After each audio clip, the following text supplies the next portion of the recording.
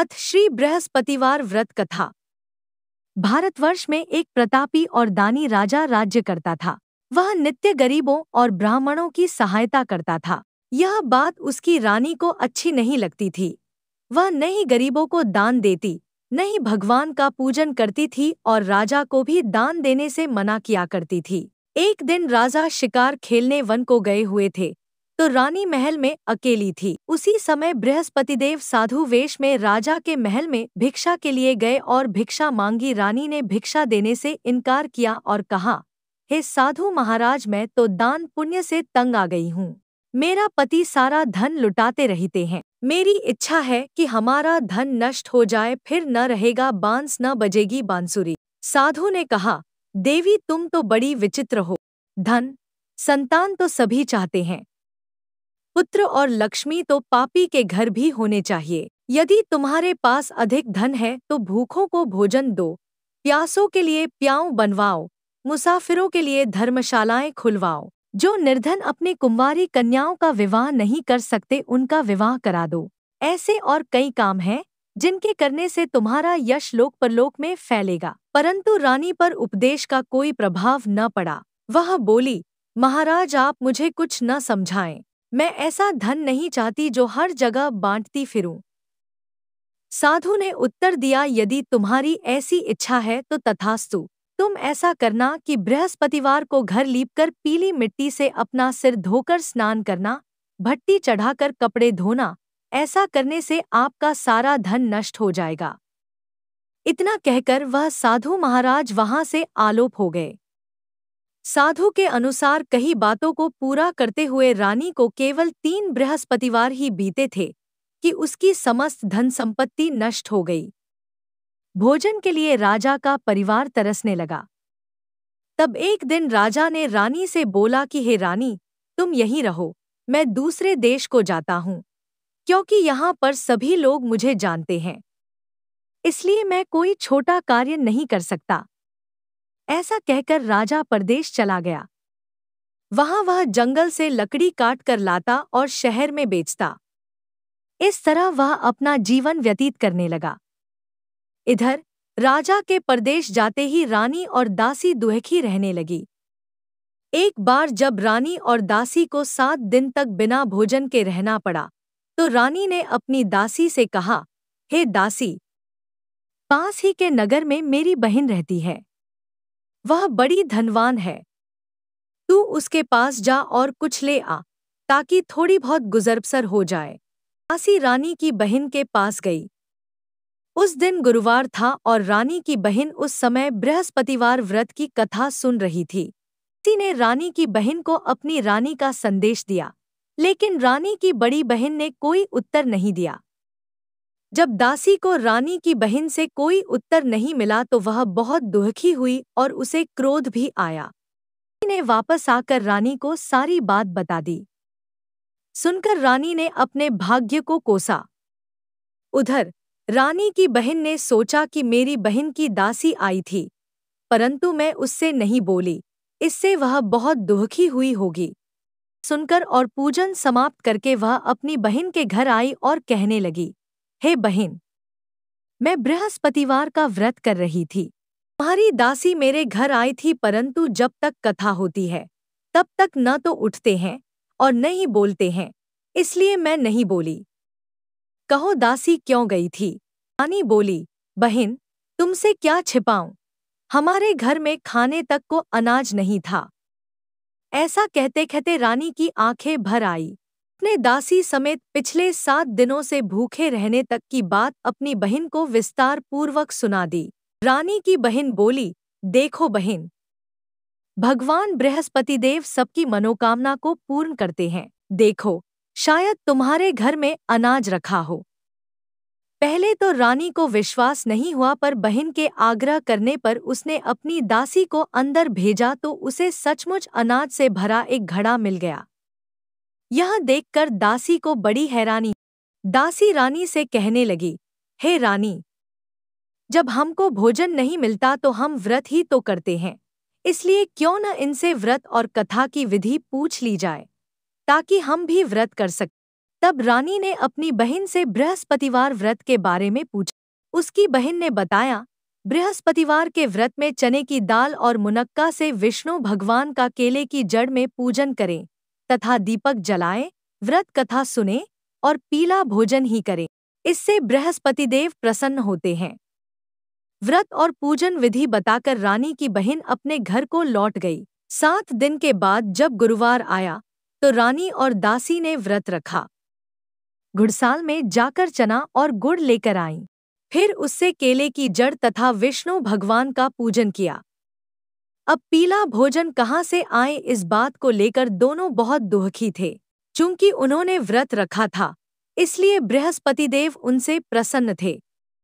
इसलिए वे एक साधारण व्यक्ति का रूप धारण कर 2 थालों में सुंदर पीला भोजन दासी को दे गए। भोजन पाकर दासी प्रसन्न हुई और फिर रानी के साथ मिलकर भोजन ग्रहण किया। उसके बाद वे सभी गुरुवार को व्रत और पूजन करने लगी। बृहस्पति भगवान की कृपा से उनके पास फिर से धन संपत्ति आ गई, परंतु रानी फिर से पहले की तरह आलस्य करने लगी। तब दासी बोली, देखो रानी, तुम पहले भी इस प्रकार आलस्य करती थी। तुम्हें धन रखने में कष्ट होता था, इस कारण सभी धन नष्ट हो गया, और अब जब भगवान बृहस्पति की कृपा से धन मिला है तो तुम्हें फिर से आलस्य होता है। रानी को समझाते हुए दासी कहती है कि बड़ी मुसीबतों के बाद हमने यह धन पाया है, इसलिए हमें दान पुण्य करना चाहिए, भूखे मनुष्यों को भोजन कराना चाहिए और धन को शुभ कार्यों में खर्च करना चाहिए, जिससे तुम्हारे कुल का यश बढ़ेगा, स्वर्ग की प्राप्ति होगी और पितृ प्रसन्न होंगे। दासी की बात मानकर रानी अपना धन शुभ कार्यों में खर्च करने लगी, जिससे पूरे नगर में उसका यश फैलने लगा। बृहस्पतिवार व्रत कथा के बाद श्रद्धा के साथ आरती की जानी चाहिए। इसके बाद प्रसाद बांटकर उसे ग्रहण करना चाहिए। एक दिन राजा दुखी होकर जंगल में एक पेड़ के नीचे आसन जमाकर बैठ गया। वह अपनी दशा को याद करके व्याकुल होने लगा। बृहस्पतिवार का दिन था। एकाएक उसने देखा कि निर्जन वन में एक साधु प्रकट। वह साधु वेश में स्वयं बृहस्पति देवता थे। लकड़हारे के सामने आकर बोले, हे लकड़हारे, इस सुनसान जंगल में तू चिंता मग्न क्यों बैठा? लकड़हारे ने दोनों हाथ जोड़कर प्रणाम किया और उत्तर दिया, महात्मा जी, आप सब कुछ जानते हैं, मैं क्या कहूँ? यह कहकर रोने लगा और साधु को अपनी आत्मकथा सुनाई। महात्मा जी ने कहा, तुम्हारी स्त्री ने बृहस्पति के दिन बृहस्पति भगवान का निरादर किया है, जिसके कारण रुष्ट होकर उन्होंने तुम्हारी यह दशा कर दी। अब तुम चिंता को दूर करके मेरे कहने पर चलो तो तुम्हारे सब कष्ट दूर हो जाएंगे और भगवान पहले से भी अधिक संपत्ति देंगे। तुम बृहस्पति के दिन कथा किया करो। 2 पैसे के चने मुनक्का लाकर उसका प्रसाद बनाओ और शुद्ध जल से लोटे में शक्कर मिलाकर अमृत तैयार करो। कथा के पश्चात अपने सारे परिवार और सुनने वाले प्रेमियों में अमृत व प्रसाद बांटकर आप भी ग्रहण करो। ऐसा करने से भगवान तुम्हारी सब मनोकामनाएं पूरी करेंगे। साधु के ऐसे वचन सुनकर लकड़हारा बोला, हे प्रभो, मुझे लकड़ी बेचकर इतना पैसा नहीं मिलता जिससे भोजन के उपरांत कुछ बचा सकूं। मैंने रात्रि में अपनी स्त्री को व्याकुल देखा है। मेरे पास कुछ भी नहीं जिससे मैं उसकी खबर मंगा सकूं। साधु ने कहा, हे लकड़हारे, तुम किसी बात की चिंता मत करो। बृहस्पति के दिन तुम रोजाना की तरह लकड़ियां लेकर शहर को जाओ।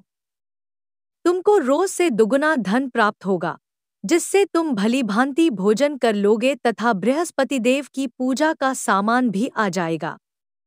इतना कहकर साधु अंतर्ध्यान हो गए। धीरे धीरे समय व्यतीत होने पर फिर वही बृहस्पतिवार का दिन आया।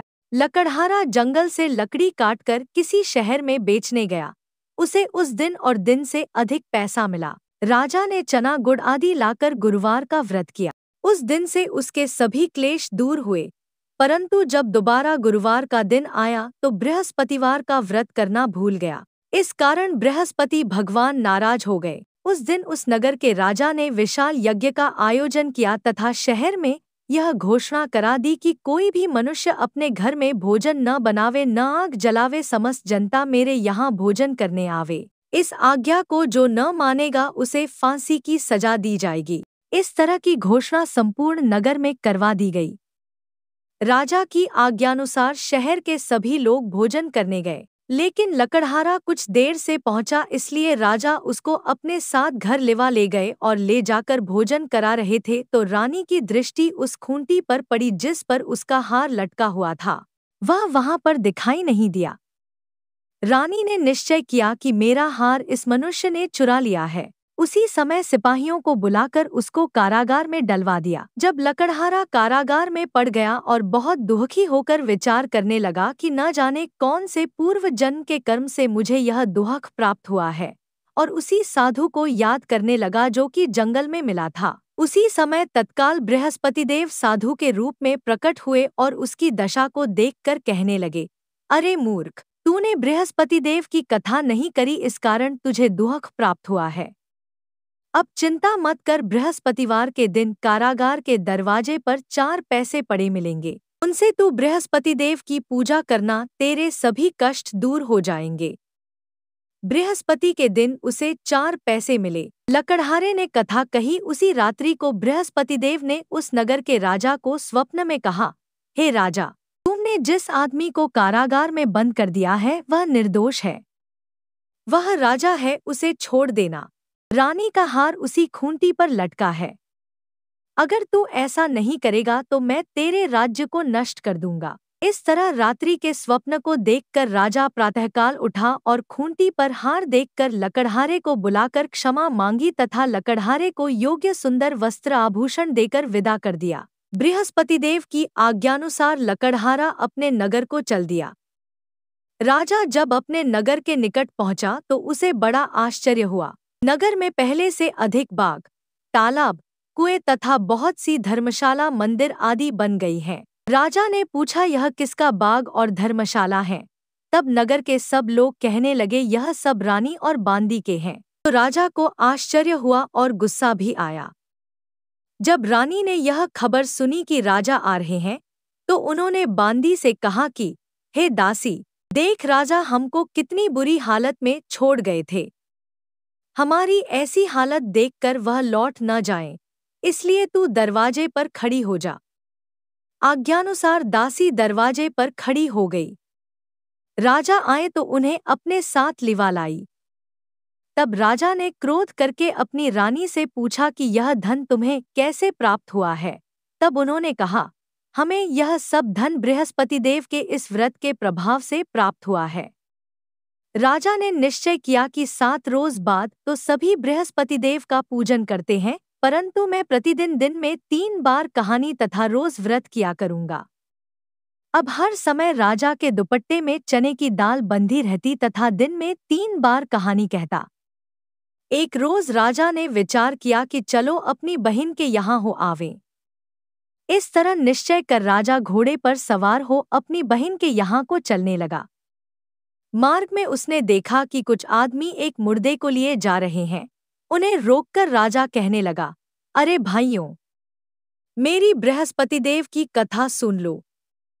वे बोले, लो, हमारा तो आदमी मर गया है, इसको अपनी कथा की पड़ी है।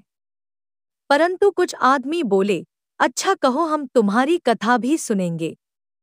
राजा ने दाल निकाली और जब कथा आधी हुई थी कि मुर्दा हिलने लग गया, और जब कथा समाप्त हो गई तो राम राम करके मनुष्य उठकर खड़ा हो गया। आगे मार्ग में उसे एक किसान खेत में हल चलाता मिला। राजा ने उसे देख और उससे बोले, अरे भैया, तुम मेरी बृहस्पतिवार की कथा सुन लो। किसान बोला, जब तक मैं तेरी कथा सुनूंगा तब तक 4 हरैया जोत लूंगा। जा अपनी कथा किसी और को सुनाना।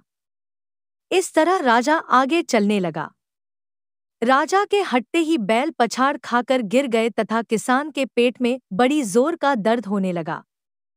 उस समय उसकी माँ रोटी लेकर आई। उसने जब यह देखा तो अपने पुत्र से सब हाल पूछा और बेटे ने सभी हाल कह दिया तो बुढ़िया दौड़ी दौड़ी उस घुड़सवार के पास गई और उससे बोली कि मैं तेरी कथा सुनूंगी, तू अपनी कथा मेरे खेत पर चलकर ही कहना। राजा ने बुढ़िया के खेत पर जाकर कथा कही। जिसके सुनते ही वह बैल उठ खड़ हुए तथा किसान के पेट का दर्द भी बंद हो गया। राजा अपनी बहन के घर पहुंचा। बहन ने भाई की खूब मेहमानी की।